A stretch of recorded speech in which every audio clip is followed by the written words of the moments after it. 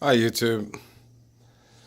I figured I'd try to get back into this. This is it's been quite a while since I've been on YouTube. A lot's been going on as far as life in general, work, vacations. Summer was coming around. In general, I mean, just a lot. And I've been busy, so just haven't had much time. And as you can see, it's even the tank has even suffered quite a bit from it. So as you can see, the sand and stuff looks pretty rough in there. I mean, but corals and everything is it's kind of difficult to see. There's a lot of blue in there right now with the lights and stuff, but the corals and everything are looking great. There's a lot of growth.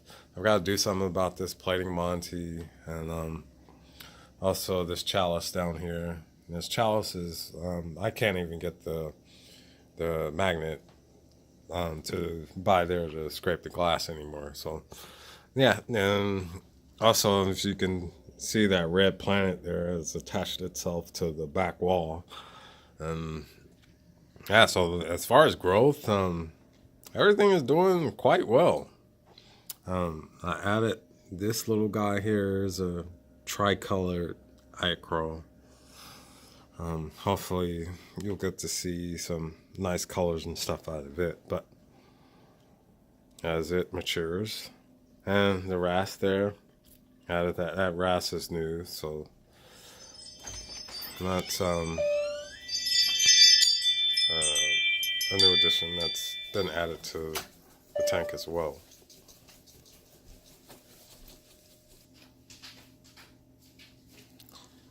Now down to the problems. So as far as the equipment goes, on the equipment side is what's been going on here. There's been a few issues. Number one, my skimmer, the pump in the skimmer, pretty much went out. It wasn't producing very many bubbles and stuff, so had to decide what I was going to do with that. Um, Whether to replace the pump because the skimmer. I bought the skimmer a couple of years ago. The pump was pretty expensive as far as more than half of what it costs for the skimmer itself. So I was debating on whether to replace the pump or get a new skimmer.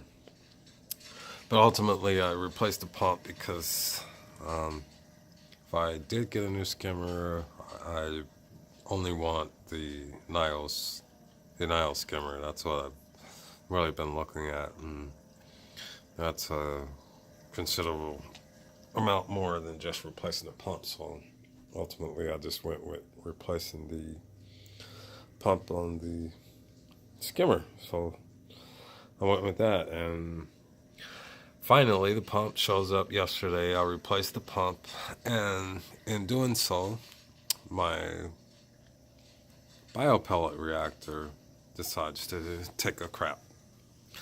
And if you can see here, there is on the inside of here, there's a little um, 90-degree elbow, faces down with the little tube that um, pushes the water down and forces the pellets to tumble.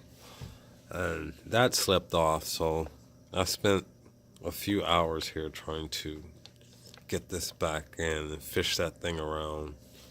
And at the top of this, it's so small that you can barely get anything in there to maneuver around to try to work with that. So after getting really frustrated last night, I gave up on it, and so that's where it sits. Um, so we will see how this works out. So for now, there's no biopellets on the system, and I know that could have a dramatic effect on the tank, but we'll watch it and see. Especially being the fact that there's also there also hasn't been a skimmer on the tank for a while. But on a positive side of that, another piece of equipment that I've added, which was I added the Neptune dose, which is downstairs in the basement, connected to the two 35-gallon containers that I have down there, one for RO, one for mixing the salt water.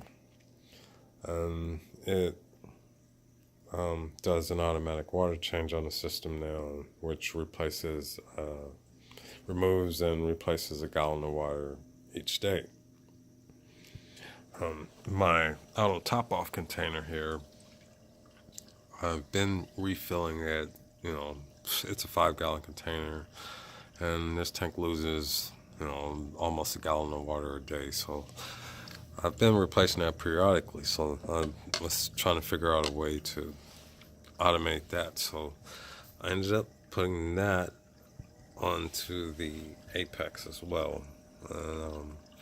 I added this float valve for security measures. There's a sensor inside here for when the water level reaches that sensor, it should shut off. And when it reaches this sensor down below, it should tell it to turn on.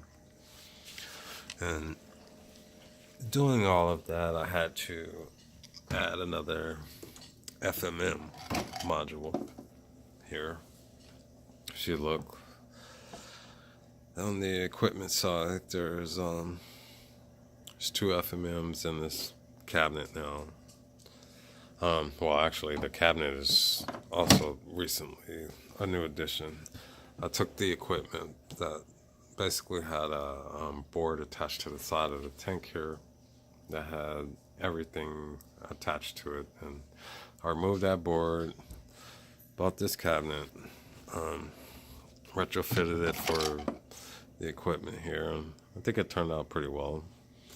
Also, I changed out the Amazon Fire tablet for the Windows tablet. The newer monitor, it's a lot nicer. So that worked out pretty well. Other than that, that's pretty much what's been going on with the tank.